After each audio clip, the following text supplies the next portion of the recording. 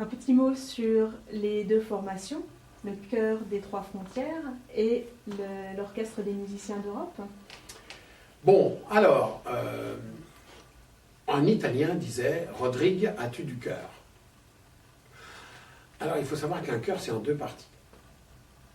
Et donc, il y a une partie, c'est l'orchestre, une partie, c'est le chœur du chœur. Et quand on met les deux ensemble, ça fait une harmonie pour le corps.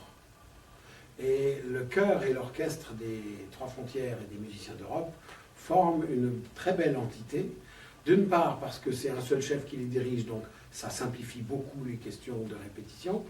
D'autre part, parce que ce sont des gens qui sont réunis par les mêmes idéaux, à savoir tout le monde est bénévole, personne n'est payé dans les deux formations, mais avec une exigence professionnelle. Et les deux formations ont une visée, d'une part, de mélanger les âges, qui est des jeunes et des moins jeunes, et également les pays, également les frontières. On veut dépasser les frontières. Alors, c'est un orchestre qui a beaucoup de mérite, puisque les gens font en moyenne 800 km pour aller à l'endroit où ils doivent jouer.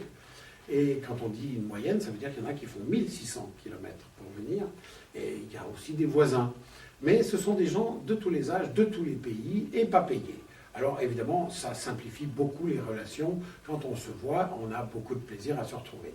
Le Chœur des Trois Frontières, c'est pareil, il est basé en Alsace, il est formé beaucoup d'Alsaciens, mais il a la prétention d'aller en Suisse, d'aller en Allemagne, et de parler les langues qui sont de la Regio de Mulhouse, Bâle et Freiburg.